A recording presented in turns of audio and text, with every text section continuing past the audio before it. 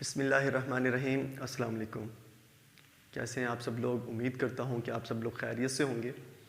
बेटा आज जो हमारा फिज़िक्स 10th का जो टॉपिक है वो है ट्रांसफार्मर। इससे पहले बेटा हमने जो डिस्कस किया था वो था म्यूचुअल इंडक्शन। म्यूचुअल इंडक्शन के बारे में हमने पढ़ा था। बेटा ट्रांसफार्मर को समझने के लिए म्यूचुअल इंडक्शन को समझना ज़्यादा ज़रूरी है, तो फिर हम ट्रांसफार्मर को बेहतर तरीके से समझ सकते हैं। तो अगर किसी ने म्यूचुअल इंडक्शन वाला लेक्चर अगर किसी ने नहीं लिया तो पहले म्यूचुअल इंडक्शन आप समझिए, फिर उसके बाद आप ट्रांसफार्मर को बेहतर समझ सकते हैं। बेटा आज के लेक्चर में हम ये सीखेंगे कि ट्रांसफार्मर क्या होता है। यकीनन आप लोगों ने नाम भी सुना है और आपने देखा भी है। ट्रांसफार्मर होता क्या है, ट्रांसफार्मर क्यों इस्तेमाल किया जाता है, पावर स्टेशंस में ट्रांसफार्मर क्यों इस्तेमाल होते हैं, घरों के बाहर जो हमारे गली चौराहों पर ट्रांसफार्मर लगे हुए होते हैं ये क्यों इस्तेमाल किए जाते हैं, इनका क्या काम है, ये सब आज हम सीखेंगे। और इसकी वर्किंग कैसे है, ठीक है, ये किस तरह से बना हुआ है, इन तमाम बातों के बारे में इंशाल्लाह आज हम सीखेंगे। बेटा बाज़ औक़ात ऐसा होता है कि हमें कम वोल्टेज चाहिए होते हैं और बाज़ औक़ात ऐसा होता है कि हमें हाई वोल्टेज चाहिए होते हैं। अब जैसा कि गर्मियों में एसी की ज़रूरत होती है, ठीक है, तो एसी चलाने के लिए हमें हाई वोल्टेज की ज़रूरत पड़ती है, तो उसके लिए हम स्टेबलाइज़र का इस्तेमाल करते हैं, तो जो कि वोल्टेज को पूरे करके देता है, बढ़ा के देता है। अब इसी तरह हमारे बाज़ जगहों पे ऐसा होता है कि हमें जो वोल्टेज है वो कम चाहिए होते हैं, तो फिर उसके लिए हम क्या करते हैं, हम ट्रांसफार्मर का इस्तेमाल करते हैं। ट्रांसफार्मर क्या है कि ट्रांसफार्मर एक ऐसी डिवाइस है जो कि क्या करती है, कन्वर्ट करती है लो को हाई वोल्टेज में और हाई को लो वोल्टेज में। अब बेटा sometime it necessary to convert high alternating voltage to low alternating voltage। बाज़ जगहों पे या बाज़ औक़ात ऐसा होता है हमें ज़रूरत होती है हाई अल्टरनेटिंग वोल्टेज को कम करने के लिए, और बाज़ औक़ात ऐसा होता है कि low alternating voltage to high alternating voltage कि बाज़ जगहों पे या बाज़ औक़ात हमें ऐसा होता है कि हमें लो अल्टरनेटिंग वोल्टेज को बढ़ाना पड़ता है हाई अल्टरनेटिंग वोल्टेज में। अब ज़रा गौर करें, यहाँ पर मैं अल्टरनेटिंग वोल्टेज की बात कर रहा हूँ, ठीक है, ये इसे हम आगे चल के इंशाल्लाह डिस्कस करेंगे, इस चीज़ को समझेंगे। बेटा अगर हम ट्रांसफार्मर की डेफिनेशन पे हैं तो ट्रांसफार्मर की डेफिनेशन क्या है जी, a device which is used to increase और decrease the AC voltage is called transformer. अब यहाँ पे आप लोगों को समझ में आ गया होगा कि एसी किसकी बात कर रहे हैं, हम अल्टरनेटिंग करंट की बात कर रहे हैं। तो ट्रांसफार्मर क्या है, एक ऐसी डिवाइस है जिसके ज़रिए हम जो वोल्टेज हैं उनको बढ़ा भी सकते हैं और कम भी कर सकते हैं। मतलब हम ट्रांसफार्मर के ज़रिए क्या करते हैं, हम ऑल्टर करते हैं, हम चेंज करते हैं वोल्टेजेस को, ठीक है, और इसके साथ साथ हम करंट को भी चेंज कर सकते हैं। अच्छा जी, कि हमारे पास घरों में जो हम इस्तेमाल करते हैं कुछ आलात ऐसे हैं कि जो कि बहुत ज़्यादा वोल्टेज पे काम कर रहे होते हैं। हमें पता है कि हमारे घरों में जो वोल्टेज आते हैं, जो सप्लाई आती है हमारे, वो 220 वोल्टेज होते हैं, ठीक है, और हमारे कुछ इक्विपमेंट या कुछ हमारे आलात घरों में ऐसे हैं जो कि हाई वोल्टेज पे काम करते हैं, जैसे कि माइक्रो ओवन है, इसके सेवरल थाउजेंड इसे वोल्टेज चाहिए होते हैं प्रॉपर वर्क करने के लिए। जबकि दूसरी तरफ हमारे पास मोबाइल फ़ोन जो है इसे बहुत कम 4 से 5 वोल्टेज जो हैं वो चाहिए होते हैं। जो मोबाइल फ़ोन चार्जर होता है, मोबाइल फ़ोन को चार्ज करने के लिए जो हम चार्जर इस्तेमाल करते हैं, तो उसे 4 या 5 वोल्टेज जो हैं वो चाहिए होते हैं प्रॉपर वर्क करने के लिए। अब इस तरफ देखिए तो माइक्रो ओवन को बहुत ज़्यादा वोल्टेज चाहिए, 220 वोल्ट जो है वो बहुत कम है, और दूसरी तरफ अगर देखिए हमारे पास जो मोबाइल फ़ोन है उसे तो सिर्फ चाहिए चार्जर को 4 से 5 वोल्ट, जो कि 220 बहुत ज़्यादा है। अब यहाँ पर जो हमारे घरों में सप्लाई आ रही है इसके लिए कम है और इसके लिए बहुत ज़्यादा है, तो हम फिर क्या करते हैं, हम वोल्टेज को चेंज करते हैं, तब्दील करते हैं, कम या ज़्यादा करते हैं, इंक्रीज या डिक्रीज करते हैं, और ये किसकी मदद से होता है, ट्रांसफार्मर की मदद से हम करते हैं। ठीक हो गया जी, यहाँ तक बेटा हमने बात कर ली। आगे अगर हम देखें तो अगर आप लोगों में से कोई गया हो पावर स्टेशन तो आप वहाँ पे देखते हैं कि वहाँ पर भी ट्रांसफार्मर लगे हुए होते हैं। हमारे घरों के बाहर जो है गली चौराहों पे, वहाँ पर भी ट्रांसफार्मर जो है वो लगे हुए होते हैं। अब इनका काम क्या है, अब जो पावर स्टेशन है ना जी, यहाँ से हमारे घरों तक बहुत ज़्यादा वोल्टेज जो है वो भेजे जाते हैं, ठीक है, हमारे घरों तक जो सप्लाई होती है वो हाई वोल्टेज की होती है, सेवरल थाउजेंड वोल्टेजेस होते हैं जो हमारे घरों तक जो ट्रांसफार्मर तक पहुंचते हैं। फिर वो ट्रांसफार्मर जो है हमारे जो बाहर खंबे होते हैं वहां पे अगर जो ट्रांसफार्मर है वो दोबारा से उस वोल्टेज को जो सप्लाई होती है उसे कन्वर्ट कर देता है किसमें, 220 वोल्ट में, जो कि हमारे घरों तक पहुंचती है। क्या ज़रूरत है कि हम यहाँ पर बढ़ा रहे हैं, ट्रांसफार्मर लगा रहे हैं, फिर हम अपनी गली चौराहों पर ट्रांसफार्मर लगा रहे हैं, फिर जाके 220 वोल्ट आ रहे हैं।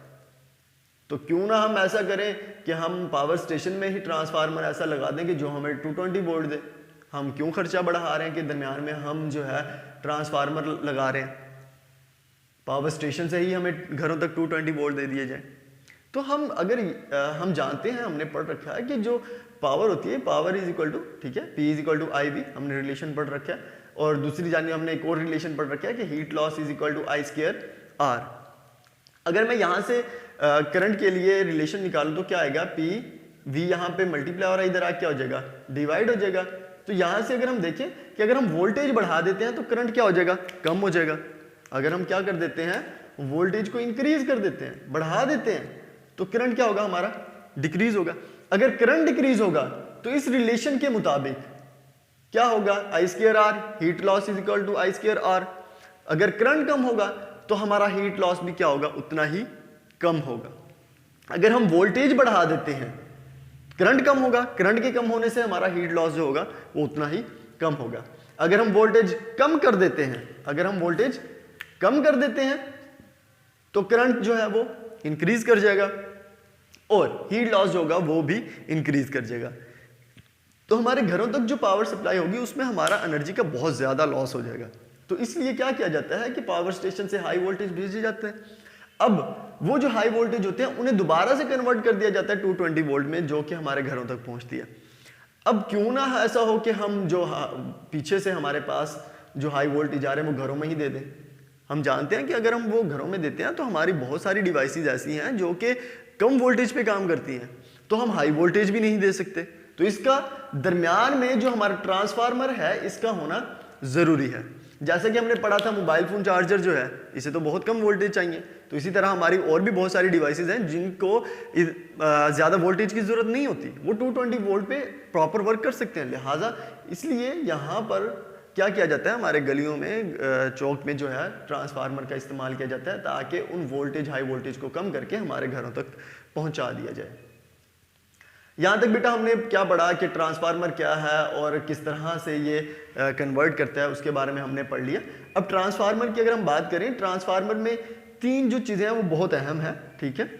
एक हमारे पास प्राइमरी सर्किट, दूसरा कोर और तीसरा सेकेंडरी सर्किट। तीन पार्ट है जी इसके अहम। एक तो है जी हमारे पास प्राइमरी सर्किट, दूसरा आयरन कोर और तीसरा हमारे पास सेकेंडरी सर्किट। इसे हम आगे चल के डिस्कस करेंगे, इसकी वर्किंग के बारे में भी पढ़ेंगे। उससे पहले हम इसके प्रिंसिपल को देख लेंगे कि ये किस असूल पे काम करता है। तो ये हमें पता होना चाहिए कि जो ट्रांसफार्मर है वो म्यूचुअल इंडक्शन के प्रिंसिपल पे काम कर रहा होता है। मतलब ये जो ट्रांसफार्मर है ये प्रैक्टिकल एप्लीकेशन है म्यूचुअल इंडक्शन की। ठीक हो गया बेटा जी। अब हम आते हैं इसकी वर्किंग पे। सबसे पहले बेटा प्राइमरी सर्किट, फिर उसके बाद सेकेंडरी सर्किट। बेटा ये जो ब्लैक में है ये मेरे पास प्राइमरी सर्किट आ गया और इसके ऑपोजिट में मेरे पास रेड में क्या है, सेकेंडरी सर्किट है। और बेटा ये जो कोर है ये आयरन कोर है, लेमिनेटेड सॉफ्ट आयरन कोर। ये लेमिनेटेड सॉफ्ट आयरन कोर क्यों इस्तेमाल की जाती है इसे भी हम एक्सप्लेन करते हैं, इसे भी हम डिस्कस करेंगे। तो बेटा क्या है कि ये जो ब्लैक है, ये जो प्राइमरी सर्किट है, इसमें क्या है कि इसमें हम ये मेरे पास एक कॉइल है जिसे क्या कहा जाता है, प्राइमरी कॉइल। क्या बेटे, प्राइमरी कॉइल। तो इसे मैं लिख दूंगा कि ये क्या है मेरे पास, प्राइमरी कॉइल है। और इसी तरह सेकेंडरी सर्किट में ये मेरे पास क्या है, सेकेंडरी कॉइल।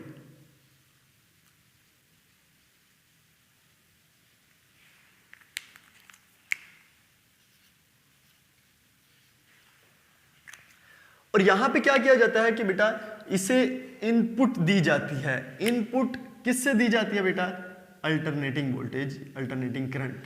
ठीक है। इस प्राइमरी कॉइल पर क्या कर दिया जाता है, इनपुट दी जाती है। और कौन सी बेटा, एसी। अब हम जानते हैं कि एसी क्या है, अल्टरनेटिंग करंट। इनपुट देते हैं और यहां से हम क्या करते हैं, सेकेंडरी से आउटपुट हासिल करते हैं। तो मैं यहां पे लिख देता हूं कि ये किसके लिए, इनपुट के लिए, और ये हमारा क्या होगा, आउटपुट। यहां से हम क्या हासिल करते हैं, आउटपुट हासिल करते हैं ट्रांसफार्मर के। और यहां से क्या आ गया जी, हमारे पास ये आउटपुट आ गया। अब बेटा यहां पर जो प्राइमरी सर्किट है हमारा, हम क्या कर रहे हैं, यहां से इनपुट दे रहे हैं और यहां से हम क्या कर रहे हैं, आउटपुट हासिल कर रहे हैं।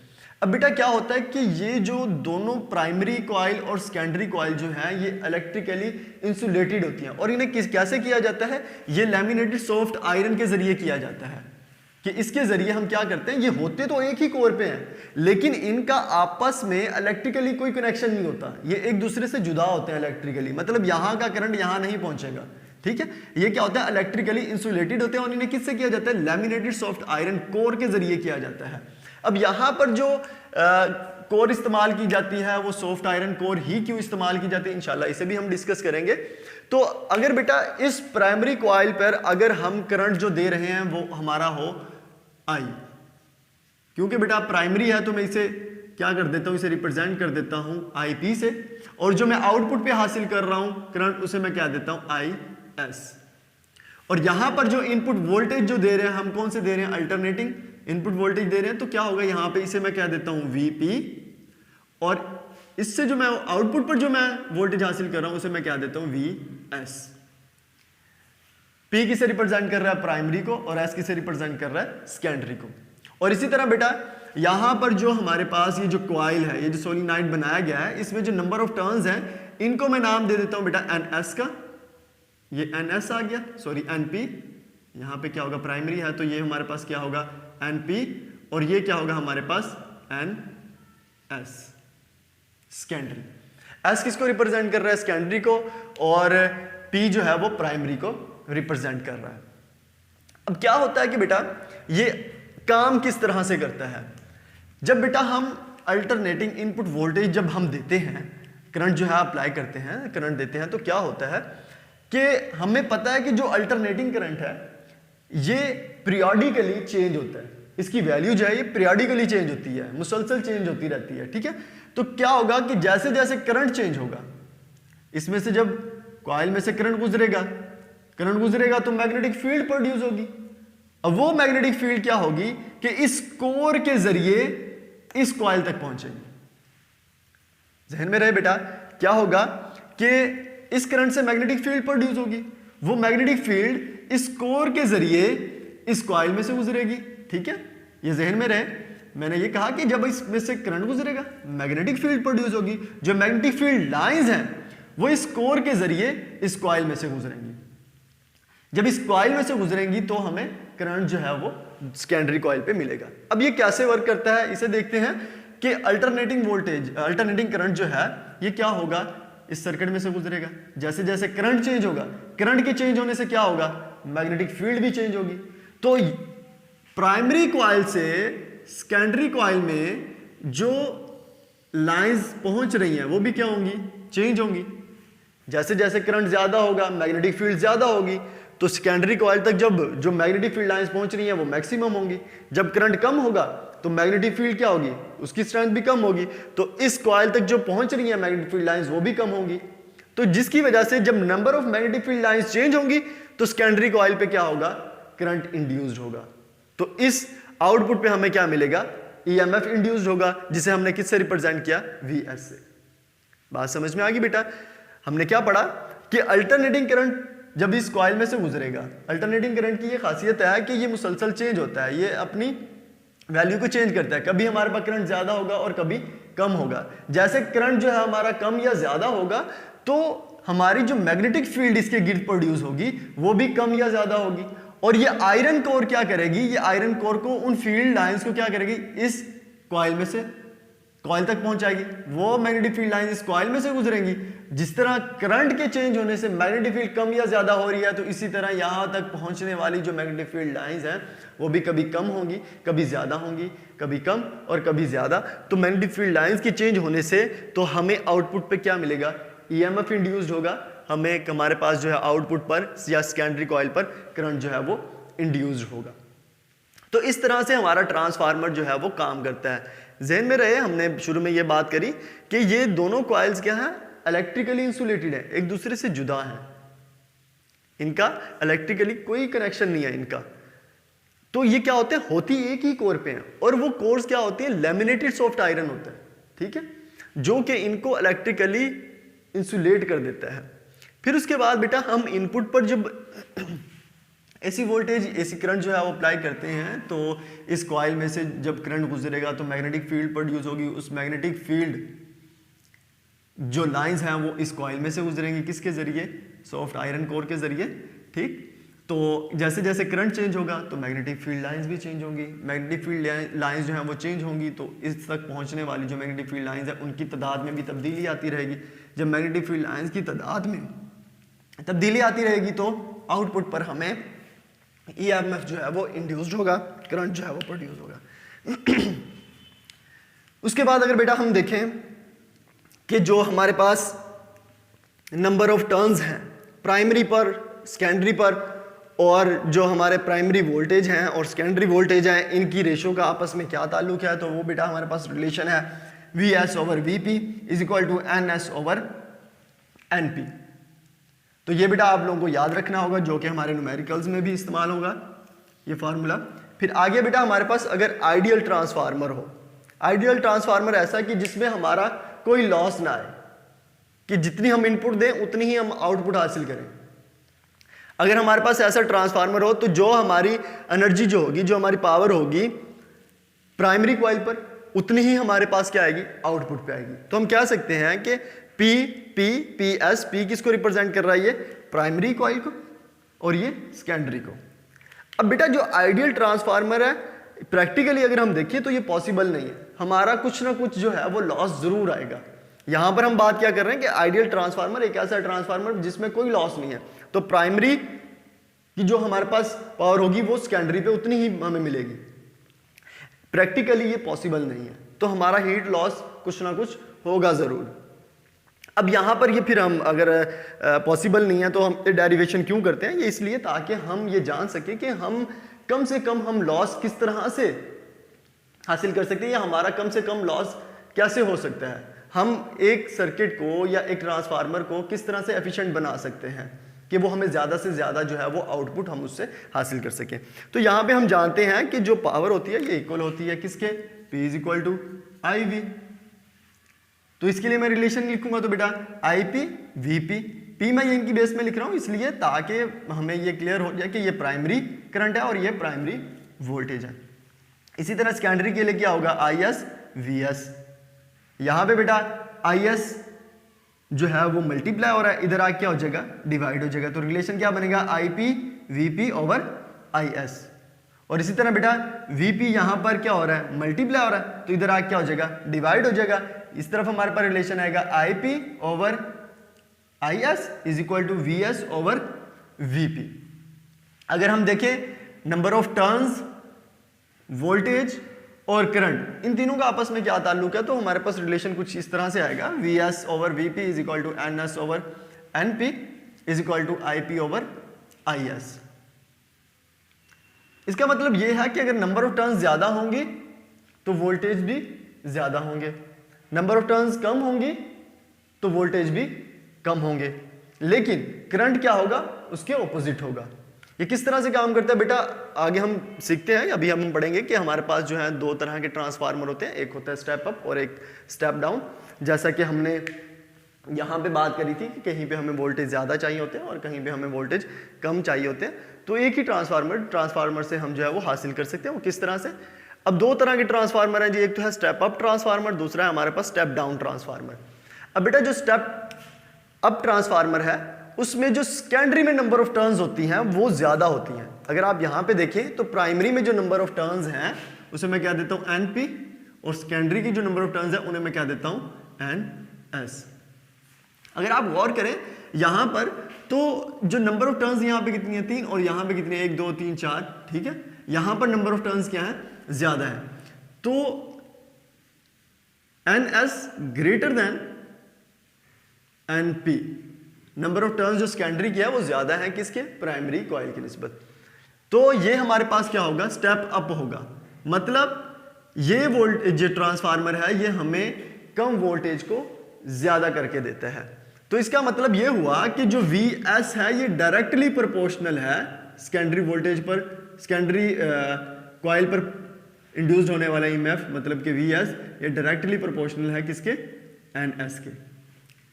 अगर तो हमारे सेकेंडरी कॉइल पर नंबर ऑफ टर्न्स ज्यादा होंगी तो वोल्टेज भी ज्यादा होंगे। जब वोल्टेज ज्यादा होंगे इसका मतलब ये कौन सा ट्रांसफार्मर है? स्टेप अप ट्रांसफार्मर है। अगर इसी तरह बेटा हमारे प्राइमरी पर नंबर ऑफ टर्न्स ज्यादा हैं, प्राइमरी की नंबर ऑफ टर्न्स को मैं NP और सेकेंडरी की नंबर ऑफ टर्न्स को मैं NS से रिप्रेजेंट कर देता हूं। अब यहां पर देखिए, यहां पर जो हमारी प्राइमरी की नंबर ऑफ टर्न्स हैं ये ज्यादा है किससे? सेकेंडरी की कॉइल की नंबर ऑफ टर्न्स से। तो यहां पे क्या होगा कि यहां पर हमारे वोल्टेज क्या होंगे? कम हो जाएंगे। नंबर ऑफ, जैसा कि हमने अभी यहां पे पढ़ा कि जो हमारे सेकेंडरी पे जो वोल्टेज हैं या जो EMF प्रोड्यूस होगा, इंड्यूस्ड होगा, वो नंबर ऑफ टर्न्स पे डिपेंड करता है। अगर नंबर ऑफ टर्न्स हमारी ज्यादा है, अगर नंबर ऑफ टर्न्स हमारी ज्यादा है तो वोल्टेज भी क्या होंगे? ज्यादा होंगे। अगर हमारे जो नंबर ऑफ टर्न्स हैं सेकेंडरी पे वो कम होंगे तो वोल्टेज भी क्या होंगे? कम होंगे। और ऐसे ट्रांसफार्मर को कहते हैं बेटा स्टेप डाउन ट्रांसफार्मर। जहां पर सेकेंडरी में नंबर ऑफ टर्न्स ज्यादा हो वो क्या होगा हमारे पास? Step up. और जिसमें प्राइमरी की निस्बत सेकेंडरी में नंबर ऑफ टर्न्स कम हो तो वो होगा हमारे पास स्टेप डाउन ट्रांसफार्मर। तो इसी तरह बेटा अगर वोल्टेज कम होंगे तो करंट हमारा क्या होगा? ज्यादा होगा। तो बेटा ये था आज का हमारा टॉपिक कि ट्रांसफार्मर क्या है, ट्रांसफार्मर की क्या ज़रूरत है, ये किस तरह से काम करता है, इसकी जो बनावट है या ये किस तरह से काम करता है, इसके कौन कौन से पार्ट्स होते हैं, वो किस तरह से अमल करते हैं, इन सब चीज़ों के बारे में हमने पढ़ लिया, इसके बारे में हमने जान लिया। तो बेटा कुछ आपके कंसेप्ट के लिए कि यहाँ पर जो हम सॉफ्ट आयरन कोर जो हम इस्तेमाल करते हैं, हम क्यों ऐसे ख़र्चा बढ़ा रहे हैं, हम ये आयरन कोर इस्तेमाल ना करें तो क्या होगा? हम इस आयरन कोर को हटा देते हैं फिर भी तो मैग्नेटिक फील्ड लाइंस इसमें से पास करेंगी।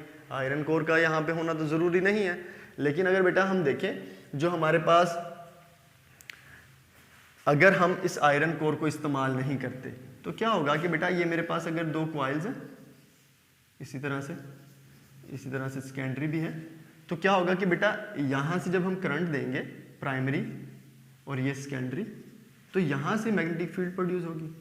ठीक है, जब करंट देंगे तो क्या होगा? मैग्नेटिक फील्ड प्रोड्यूस होगी। उसकी जो मैग्नेटिक फील्ड लाइंस हैं वो कुछ इसमें से पास करेंगी। ठीक है, और कुछ जो मैग्नेटिक फील्ड लाइंस हैं वो इसमें से पास नहीं करेंगी। अगर हम इन दोनों को सेपरेट कर देते हैं और दरमियान में हम ये कोर इस्तेमाल नहीं करते। यहाँ पर ये इसलिए किया जाता है, अगर आप यहाँ पे देखें इसमें जब हमने कोर का इस्तेमाल नहीं किया तो कुछ मैग्नेटिक फील्ड लाइंस इसमें से पास होंगी, कुछ मैग्नेटिक फील्ड लाइंस इसमें से पास नहीं होंगी। तो इस तरह से हमारा लॉस होगा। तो जितनी हम इनपुट देंगे उससे बहुत बहुत बहुत कम हमें जो है वो आउटपुट हासिल होगी। तो इसलिए हम यहाँ पर सॉफ्ट आयरन कोर इसलिए इस्तेमाल करते हैं। ये एक फेरोमैग्नेट मटेरियल है जो कि क्या करता है, वो मैग्नेटाइज हो जाता है और मैक्सिमम मैग्नेटिक फील्ड लाइंस को यहाँ तक पहुँचाएगा। ठीक है, तो वो क्या होगा कि जब करंट यहाँ से प्रोड्यूस होगा, करंट जो है यहाँ से गुजरेगा तो मैग्नेटिक फील्ड प्रोड्यूस होगी और वो मैग्नेटिक फील्ड लाइन मैक्सिमम यहाँ से क्या होंगी? पास होंगी। तो इस तरह से इस कोर का इस्तेमाल ज़रूरी है। हम ऐसे नहीं कर सकते कि इनको अलग अलग वैसे ही कर दें और कोर हम इस्तेमाल ना करें। और बेटा यहाँ पर एक और बात कि क्या ट्रांसफार्मर जो है वो DC सप्लाई पे काम कर सकता है?